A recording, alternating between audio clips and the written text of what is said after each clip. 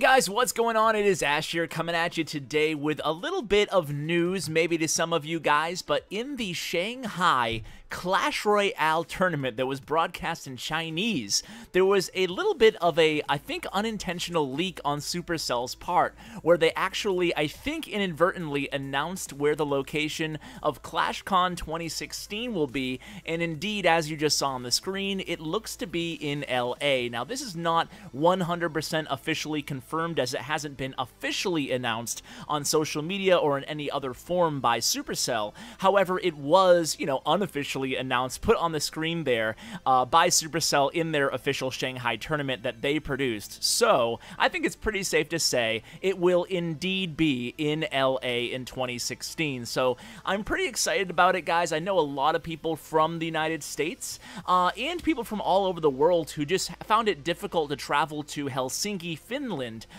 for a, family quote-unquote vacation. Will have a little bit better luck maybe with the family trying to make a case for going to LA.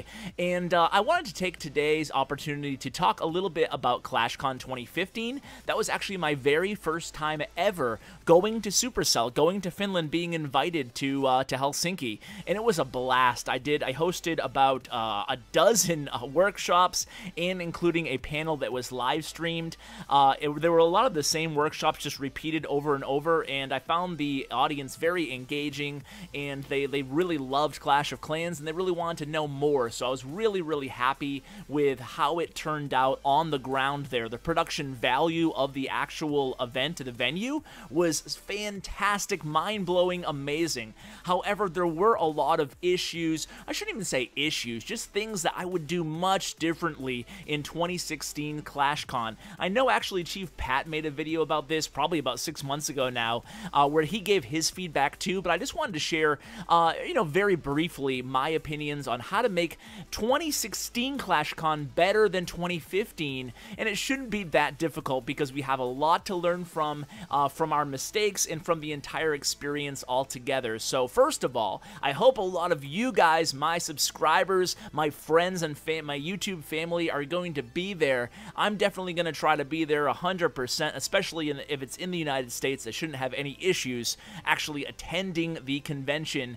And I think this convention, the number one thing we learned from last year was, there's three major issues, right? Number one is how they unrolled Town Hall 11.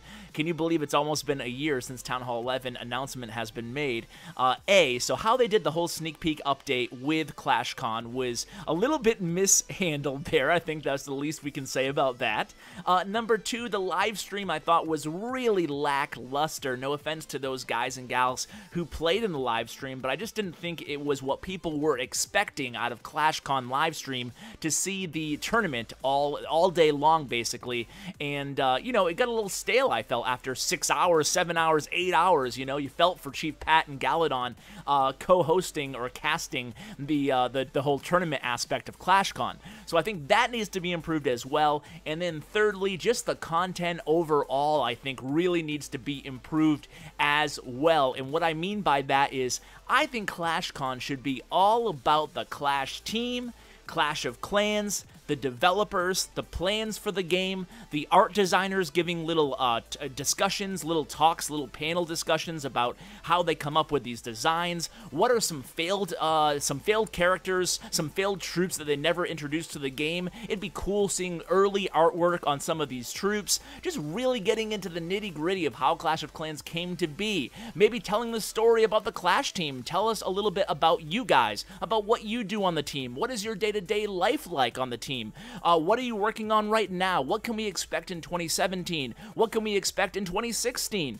All those things would be amazing to hear from the Clash team themselves. I think it would be a valuable opportunity for them to actually communicate with the community live and also stream. So I think that would be a really great opportunity and something that would really interest me personally. And I think the main community would be way more interested in hearing all these talks from the Clash team instead of just watching, some mediocre attackers go wipe against each other for 8 hours straight, right, guys? So I think the content is the number one thing I want to see improved.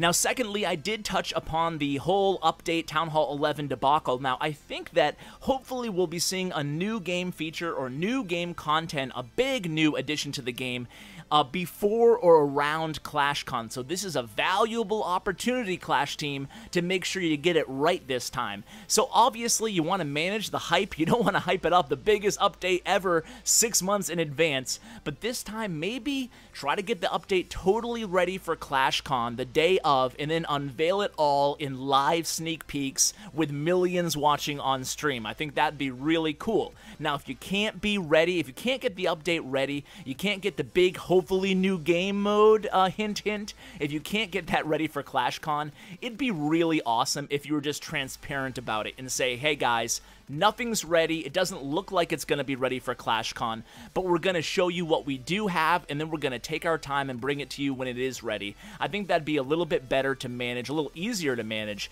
than just saying, you know, what we got on Town Hall 11 was we got a first look at the Grand Warden, a first look at the Eagle Artillery, first look at the artwork for Town Hall 11, then it was like, if you remember, a month before we saw anything else, so that was a little bit disappointing. So, before I let you guys go, we are going to wrap things up in just a second here, but one kind of a really minor feedback I wanted to give is I kind of hope that they serve alcohol at this event. Now, I know that might seem like I'm just being a typical lush, I guess, only concerned with, oh, can I get drunk at the event, but that's not it at all. Actually, in Helsinki, in the ClashCon, I felt like the audience in general seemed really reserved and almost timid, and I know that might be just a cultural thing, but I gotta say that the Clash Royale contests, all the live tournaments they've had for Clash Royale have indeed served alcohol. It's still been 18 plus, but if you're 21 plus, you get a wristband, and included in your ticket price, you have an open bar. Now, it might not work with an open bar, but as long as you have a wristband, you're allowed to carry alcohol at the event,